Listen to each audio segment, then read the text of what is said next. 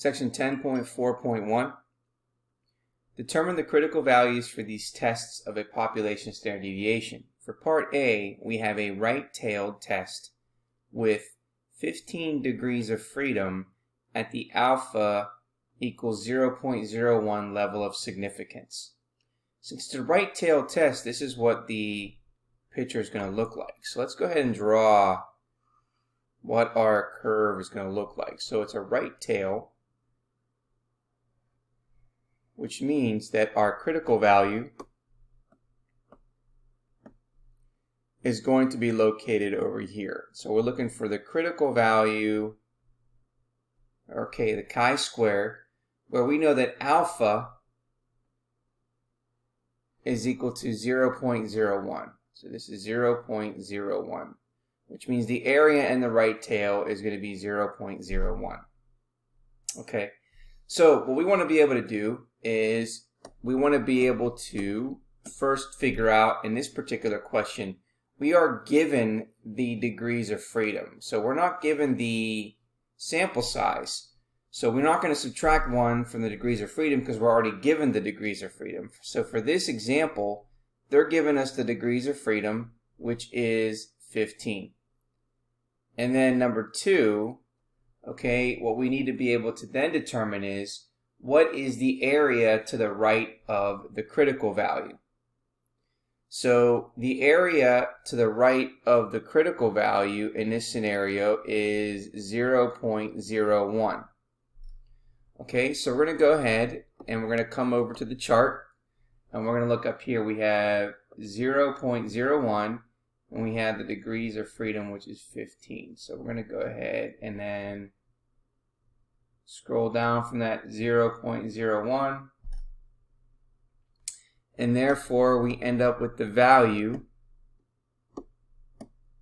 30.578.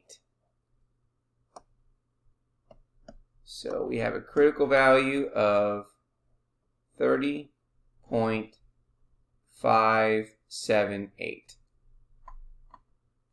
Okay, the next example says that we have a left-tailed test for a sample of size n is equal to 22 at the alpha equals 0.1 level of significance. So whenever it's a left-tailed test, it's going to look like this particular diagram here. So let's go ahead and draw our picture. Okay, we know that for a chi-square, we know it's going to be skewed right. Okay, but in this scenario, what we're looking for is we're looking for this area, which is chi-square. We want to be able to find out what is the area to the right. Okay, so we're looking for the area to the right. Okay, first thing we need to do is we need to determine, okay, what are the degrees of freedom? In this example, they give us the sample size, where n is equal to 22. So we're going to take n and subtract 1. So we take 22, subtract 1 to give us 21 for the degrees of freedom. Okay, and so now what we have is we have alpha. And so we know that alpha is equal to 0.10 in our problem. But what we're looking for is we're looking for 1 minus alpha here. Okay, so we're going to take 1 and then subtract alpha. So it's going to give us 1 minus 0.10, which gives us 0.90. Okay, so let's go ahead and then write that down here in our chi-square. So we know that this is 1 minus 0.10, which then means we're looking for the chi-square of 0.90. Because this area here to the right represents 0.90. So now that we have that information, okay, what we're going to do is we have our degrees of freedom, which is 21, and we have our 1 minus alpha, which is 0.90. So here is 0.90, and we have 21.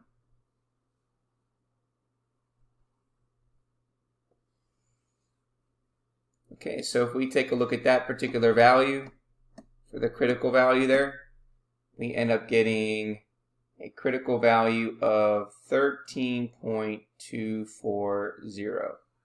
So there is the critical value for this particular example.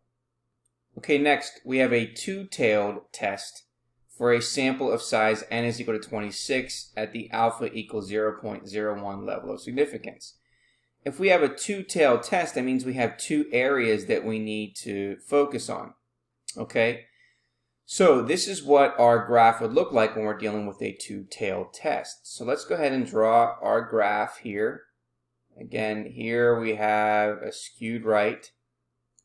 Okay, so we have two critical values. We have a critical value here where this is chi squared, and this is 1 minus alpha divided by 2. And then over here, we're going to have chi squared, which is going to be alpha divided by 2. Okay, so let's go ahead and first determine the steps here. Well, we know it's a two-tailed test, so we're dividing alpha by 2. And we also know that it's a sample size of n is equal to 26. So we need to find the degrees of freedom. And that's going to be n minus 1. When we know n is 26, we're going to subtract 1 to get 25. Okay, and now what we have is we know that alpha is equal to 0.01. Okay, so what are we going to do? We're going to take alpha, and then we're going to divide that by 2. Okay, so we get 0.01, and we divide that by 2, which is going to give us 0.005. Okay, now we know that we want to find 1 minus that alpha divided by 2, which is 0.005, and that gives us 0.995. Okay, so let's take a look here. So that means this chi-square here is going to have the area to the right of 0.995. Okay, and then this one represents alpha divided by 2. So that's chi-square with the area to the right of 0.005.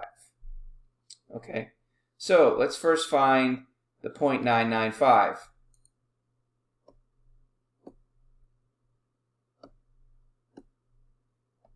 Okay, so we know that we have 0.995 as the area, and we know that our degrees of freedom here is 25.